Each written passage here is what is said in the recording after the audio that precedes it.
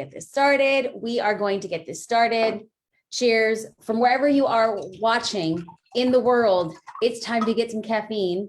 And then we're going to get this party started, because I don't know about you, but at the time of this recording, it's raining in Southern California, a very untraditional summer rain. And it kind of made me feel like if the sun's not shining, kind of puts me in a little bit of a mood. And so instead of just being in a funk, I decided let's have a conversation around what it means to be in a funk, specifically in like an Instagrammable, what we call an Instagrammable funk, or like a Facebookable or a YouTubeable funk. Like, what do you do to create content when your life isn't that interesting, but you still want to grow your business? I'm going to share my screen because I want to pop in and have a conversation around us and what we do to kick us and kick our life out of the Instagrammable funk.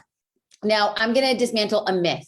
You do not need to have an Instagrammable life, whatever that means, however you define it. Some people are like, oh, well, I don't vacation on the lake every weekend. I don't fly first class. I don't drive a fancy car. Anything, how you define whatever Instagrammable is, you actually don't need that to grow a business on social media. Now, I want you to think about how many times you were watching a complete stranger, how many times on Instagram, on a YouTube short, on Facebook, you're like, here's a complete stranger, and yet I'm looking at their morning routine, their night routine, how they feed their pets, random stuff that you're just drawn into. Actually, quite a bit.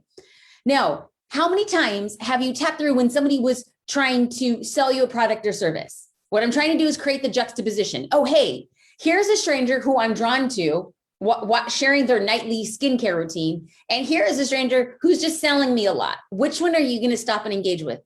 Chances are the one who's sharing mundane, not so Instagrammable information.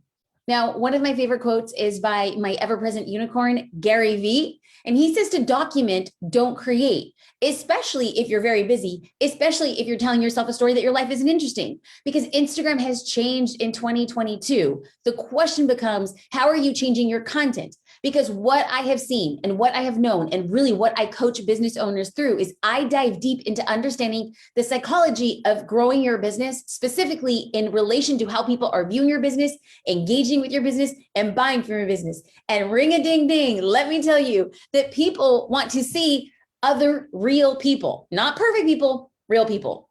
They want to see relatable content. Do you like dogs? Do you have a baby? Do you like matcha? They want to have real, raw conversations. Now, we're not talking about oversharing. We're just talking about people talking about life not being perfect. Like, hey, it is normal for us to be in a funk. Oh, did she just say that? Is that okay for us to say? Absolutely. Because what we have seen and known and what I have studied is that personalized content is sticky content. And when I say I've studied it, I have had the honor and privilege of working with over 35,000 business owners. And the people who continue to grow, even if for all intents and purposes, excuse me, my body was crying out from some coffee. Let's be real. I haven't had any coffee today. I'm like in my slow mode.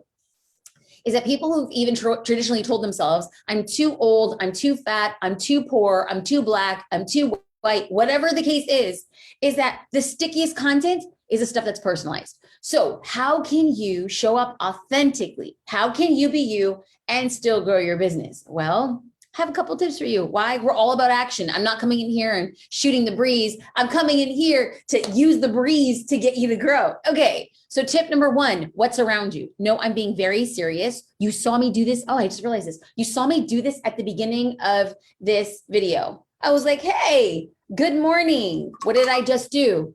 Something that was visually interesting, changing what was around me. What was legit around me was cold brew. What else is around me? Well, there's some photos of me and my husband. Okay, I want you right now. What is around you? Just take a look. What's around you? Oh, you want to know what else is around me?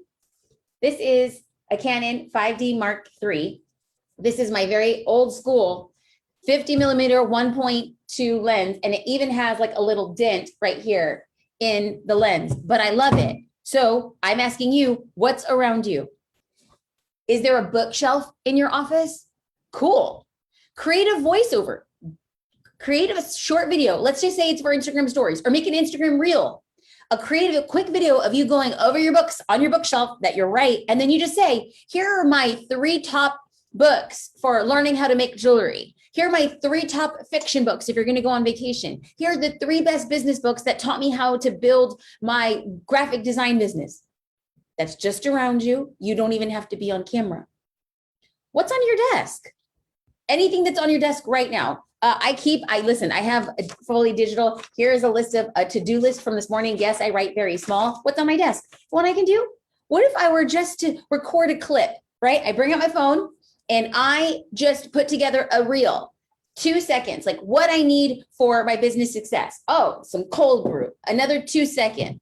Oh, my camera. Oh, another 2 second. My to-do list. Oh, you want to know what else on my desk that's just at a frame? Amazon. Yeah, I get stuff delivered. So this right here is another piece of content where I don't have to be on camera. I'm literally what's on my desk. I don't even have to get my booty out of a chair. Why not? Oh, why not? Why not talk about your to-do list? Y'all, I can't even tell you. I will take a picture or a video of my to-do list. I'm like, this is what I'm doing today. And people will be like, hey, what do you mean by this? Oh, one time I took a picture of my to-do list, and on my to-do list was to put together a job listing for a brand ambassador for Social Curator. I said, job listing for social media brand ambassador for Social Curator. I didn't even make the listing yet. It was just on my to-do list. Somebody saw that story and said, are you looking for a social media manager? And I was like, yes. She sent me her stuff, powerhouse. Kick butt, powerhouse. Okay, here's another tip. That was tip number 1. What's around you? Everything is content, baby. Tip number 2, look through your camera roll or photos from around your home. Look through already what's on your phone. You might have taken a random photo. Just yesterday, my parents came over for dinner and we were walking them out. My mom looked up in the sky and she said, what a beautiful sunset. And I just snapped a photo. I was like, it is. You never know. I could put that photo in the back of an Instagram story and add some text, make it like an inspirational quote, making content. So what is something that means the most to you that you can give a shout out to? What is something that means the most to you that you can give a shout out to? So what's around your house? Well, this right here is a photo of me and my husband. But one of the reasons why I like it was because it was actually shot on Fujifilm. Like, as a photographer, shooting film is such a rarity. So it's a delight. It's a treat to have a film photographer take a photo of my husband and I. I could talk about why I still think film is important. It's archaic, it's vintage, it's not really like highly used, and yet I love it for a bunch of reasons. I could absolutely talk about that because I'm a creative. What's the story behind your favorite piece of art? Well, what if I were just to do this? I don't know what else you're going to see in the background, but there's a piece of art on my wall. I could literally stand in front of this and do an Instagram story. I could do a Facebook story. I could do a Facebook Live and talk about the importance of this art piece and how every single piece of art in my home has been selected because of what it represents. I'm sitting in my office. I wanted my office to feel like a creative place of Zen, regardless of the rest of the house felt like. I wanted my office to feel like I was working in Montecito, California. If you don't know where Montecito is, it's like nestled in Santa Barbara. I have circular doors to my office that are made of dark oak, and I have older pieces behind me. I wanted it to feel like a creative space. What is the decor? How does the decor reflect your personality? Listen, you might sit here and say, this is the most ridiculous thing. All I'm saying is people will come up with excuses for not showing up when all they could really do is look around and say, what's going on here? What can I use? Here's the lucky number 3 tip. This is our last and final tip before we get into some live Q&A about me. And this is where people often buck against. They're like, listen, nobody cares about me. I don't know how to talk about myself. And I just patently disagree. I want you to give your audience a reason to connect with you. And people connect with other people who they are like and unlike. So your audience, beyond a shadow of a doubt, your audience wants to get to know you. Here's what your audience doesn't want. They don't always want to be sold to. And oftentimes on Facebook, on YouTube, on Twitter, on Instagram, it's sell, sell, sell. When you know you don't like to be sold to.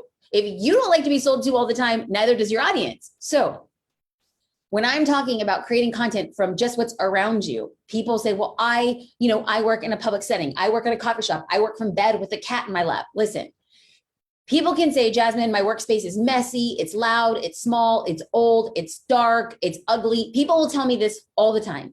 And my response is, Maybe all of that is true. Maybe it's not the nicest working spot, but I have seen other people work from Airstreams. I have seen people work from garage. Like I've seen people work from automobile garages, and they just care about what they do. And they're talking and they're creating content and they're bringing people on the journey. So 1 month from now, you'll either have an entire month of progress or you will have another month of making excuses. That's just it. Because the only way you're going to get out of the automobile garage, the only way you're going to get out of the old and dark and stanky office is by doing stuff that will move the needle. Because what got you into that dark, stinky office won't get you out of there. You must become a different person, making different decisions and making changes to get different results. Oh, we came in here talking about content, and now we're talking about whole mindset shifts. Because when people put out stuff, let's see, a month and a half ago, I was doing a live class. I was there, I was teaching, and somebody came on and said, Jasmine, my dream and my business is a very small business, is that I make cinnamon rolls, but I really just show pictures of my cinnamon rolls and tell people to buy my cinnamon rolls. I'm afraid of showing people where I make my cinnamon rolls because my kitchen is small and it's dark and I have 3 kids and it's not a fancy production. And I think to myself, listen, people are going to come for you and your cinnamon rolls if you are working at a big commercial kitchen space, or they're going to come for you and your cinnamon rolls if you're working out of your home in your kitchen. Anytime you put a piece of content out, know that the internet's going to come for you. And guess what? Bring it on. Give people a reason to have an opinion about you. It is the greatest disservice for any business owner for somebody to not have an opinion about what it is they do. If they don't have an opinion about your business, honey, you're gonna have a real hard time staying in business. I understand that people don't like the way I sound, the way that I look, the way that I talk, but I have come to know if you cannot handle somebody having an opinion about you, your content, what you sell, or what you look like, don't get in business.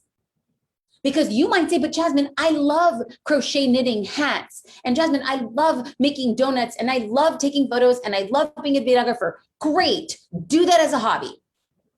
Please, the world needs more hobbyists. But if you want a business and you start putting content out, they will come for you. That's just how it is. I'm telling you right now, there's not another way around it. So if you want to have a business, it's time to build the business. So what does it take for you to build a business? Well, you know what to do. The question becomes, are you okay with people having an opinion or people judging what it is you're supposed to do? Are you okay with people judging you? You know what you need to do in your business. Now, I have chosen, this works for me. It might not work for you. But I know it is very hard to hear like terrible and negative things about me on the internet. It is not easy. It's not fun. It's not for the faint of heart. And it hurts. It hurts my feelings. Okay.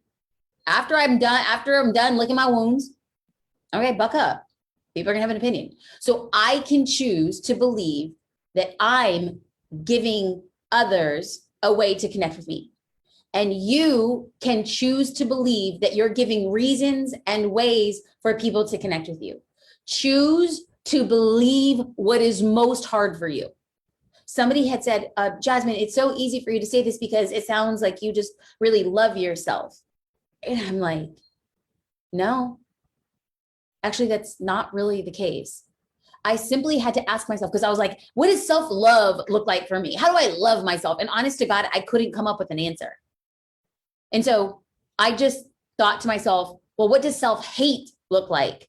Self-hate looks like me talking down to myself, me criticizing the way that I look, the size of my waist, me saying that I'm going too slow, that I'm too dumb, that I'm behind, that it won't work. All of these are forms of self-hate. Well, why don't I just do the opposite of self-hate? It might not be self-love, but it ain't hate. So what would it look like for me not to criticize the size of my waist, what I look like, what I sound like? What would it look like to not say it's not going to work? What would it look like for me to say it is possible? What would it look like for me to say, instead of I'm behind, I'm right where I need to be? Friends, that's why I show up. Where you put your focus, that's where your energy goes. So if you continue to say, I'm behind, I'm dumb, I'll never make it, guess what? it'll happen. And if you choose to believe I'm doing the best I can, I'm making it work with what little I have, and what is meant for me will find me, and I will continue to show up on the dark, the dirty, the scary, and the doubtful days. Guess what? That's where your energy goes. Now, right now, in this very moment, somebody has stumbled across this video, and I'm a mind reader. Somebody right now in the audience, ooh, they're thinking, I don't believe her. I don't like her outfit. I don't like her voice. I don't like that she wears fake eyelashes. I don't like a million other things. And you want to know what? That's okay. Those aren't my people. And when somebody stumbles across a piece of content that you create, and they say, you're dumb, you're ugly, you're fat, you're stupid, you're uneducated, other people have done it better, you're so fake, whatever, they're not your people. For every person who casts doubts, for every person who sends hate, for every person who just questions, maybe it's not evil or nefarious. Maybe these people care about you. Maybe it's your cousin who's like, girl, what are you doing? That's enough. That's enough to make you stutter step. But for every doubter, there are 10 more people who appreciate the work that it took for you to get where you are today. It might not be right now. Just imagine, for every time I doubted, or I wanted to punch myself in the face, or I wanted to give up, or I was crying too hard to get out of bed to get to work, because those days have happened more than I would ever like to admit. And yet I put my feet on the ground and I get my arse out of bed. Why? So that at some point in the future, there will be 10 people who said, dang, you're pushing forward, and so am I. The resources that you created, the business that you created to help other business owners, it's having an impact in my life. That is why I don't stop walking, even on the hard days. So the question becomes, like, we started off this conversation. I was like, how do you get out of an Instagram funk? Hey. And now we turned it into, are you going to bet on yourself? Because the funks are reality. The bad days are reality. The doubt is reality. All of that is true. Your worst fears, that somebody's gonna have an opinion, somebody's gonna say something, somebody's gonna find you out, that you're not smart enough. Guess what? You're probably not. There's other smarter people. You're not fast enough. Guess what? You're probably not. There's other faster people. That you're not rich enough. Guess what? There's probably people who have more money. And then what? And then what?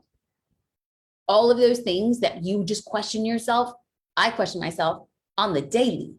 And then I choose to say, I'm still gonna bet on myself.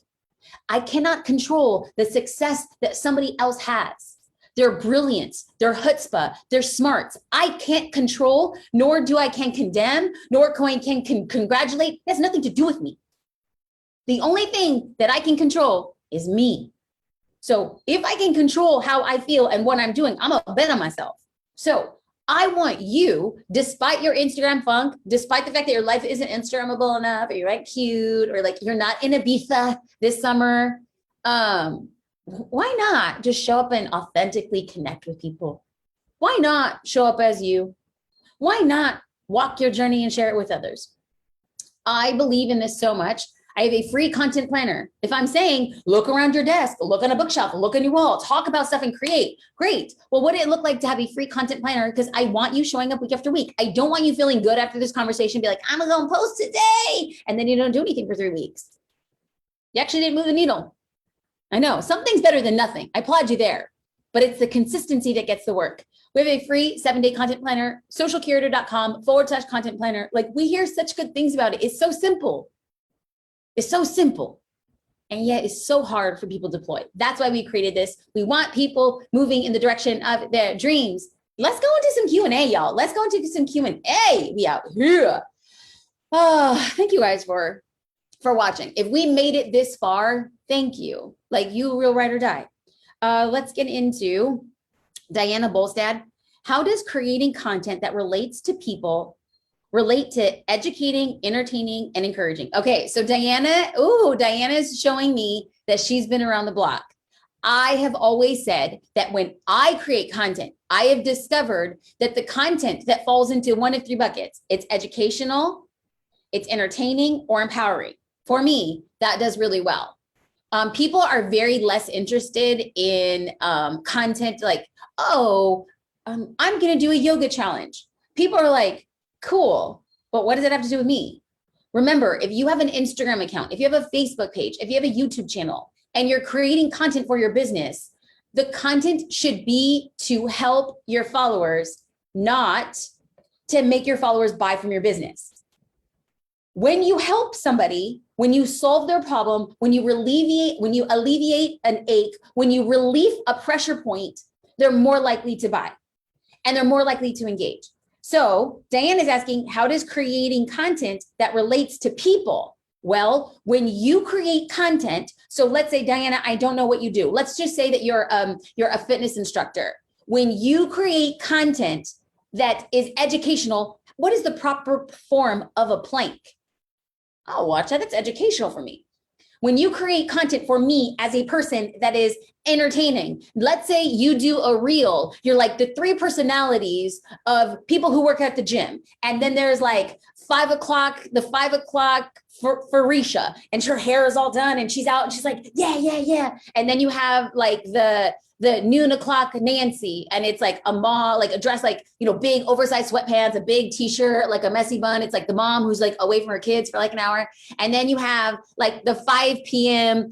Farouk or whatever. And it's the guy who comes in, like he works out, like cut off, like a mesh top up to like over his belly button, like the guys with the high tube socks. And so that could be entertaining, but it's also highlighting, that Diana knows the types of personalities and can make fun of them, people coming into the gym. When you create content for your dream customer that highlights, educates, entertains, or empowers, they're more likely to engage. If they're more likely to engage, they're so much closer to the sale. All right, let's go into how do you get over the mindset that you have nothing important to share? You choose to get over the mindset that you have nothing important to share. That's it. It's just a decision. It takes just as much energy for you to tell yourself that what you share isn't important, so you won't share it. And it takes just as much energy for you to say that what you share isn't important and you will still share it. It takes just as much energy. Now, I believe that the market will always tell you what it wants. In fact, I go live on Instagram. I go live on Facebook. I've gone live on TikTok, on YouTube, Twitter Spaces, the whole nine. I look at what people are saying in the comments, live and afterwards.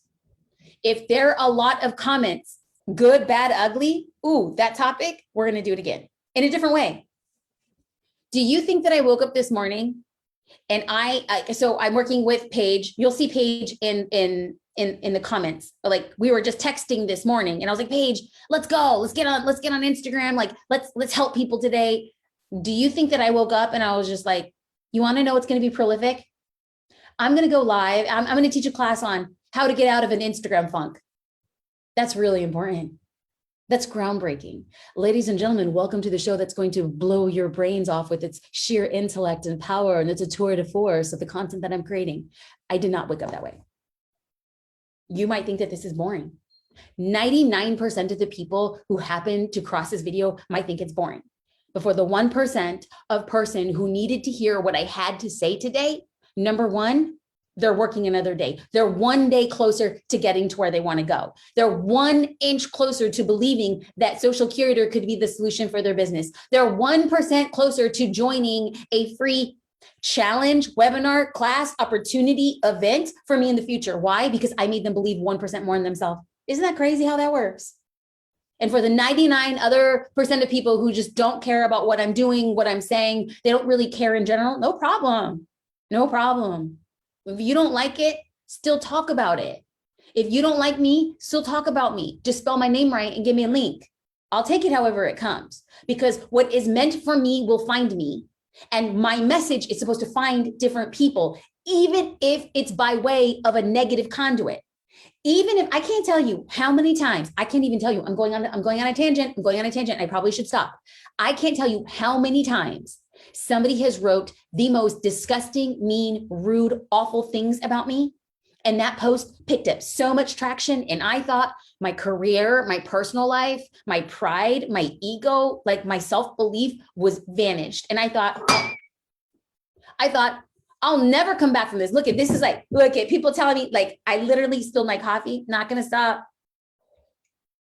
Can't stop, won't stop. Because just like those negative comments, people who saw the vitriol, they read, they're like, whoa, who is this girl? They clicked on over my page, destined and determined not to like me, to spew more hate. And guess what? They did their own homework. And then they figured out, you want to know what?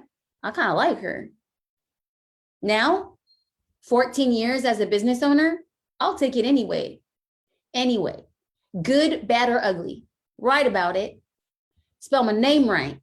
Give me a link. Okay. Let's go into Melinda. Jasmine, do you delete negative comments off your feed? Yes. Yes. All day, every day, and twice on Sunday. My pages are my home. If you came into my home and you rolled your pants down and you shat on the floor, you and your business are being escorted out of my house, and I will bleach up right after you. Now, there is a difference between comments that disagree or share a different opinion. I leave those up. I invite people to disagree and see things differently than me. Why? I love it. I don't ever think I'm right. I'm going to say this right now because this is recorded. It's going to sit here in perpetuity. I don't think I'm right. I think I'm learning. And when somebody disagrees with something I've said, I look at it and only one of two things happen. Number one, that person's opinion is so polar opposite that I'm like, heck no, I agree more with what I believe. Or they say something and I'm like, I never saw it that way. You know what? Wow, that was cool. I'm gonna reshape my opinion. And I reserve the right to change my mind every day. I reserve the right that tomorrow, if I decided to come back and tell people, please don't create content around your house, it's a bad look for your business. I can do that. You can do that. We all reserve the right to change our mind. We all reserve the right to say that as business owners, the content that I created last week doesn't feel like it's in alignment this week. Good on you. You're never stuck. Don't ever think. And people often say, like, I started my career as a photographer. I created thousands and thousands and thousands of educational long form blog posts on what my journey was. And then after 13 years of doing that full time, I decided I'm going to start diversifying my different business offerings. I'm going to start diversifying what I'm doing. And I got so much heat for it. People are like, no, you're a photographer. Go back to your photography. I don't even want to follow you anymore. Fine. Great. My business is changing. My life is changing. My content's going to change. And guess what? You can too. So people are going to have an opinion. People are going to ask why you're doing what it is you do. And I want to go back and make sure and close that post from Melinda. Do I delete the negative comments? Yes. If you are coming at me just to come at me, I'll escort you out. If you disagree, have a different opinion, you are more than welcome to be here. So on that note, I have gone a little bit over. I am going to go out and guess what? You want to know what I'm going to do right now? And this is God honest truth. I'm going to go make some content. I'm going to get my phone. I'm going to make a couple of stories and I'm going to make some reels. And will I share all of those reels today? No, I'll parse them out. But I set time aside in my schedule to do the work to get me to where I want to go. That is all, friends. Like always, I love and appreciate being here. I hope you have a beautiful and wonderful day. Take care. Blessings. Bye, y'all.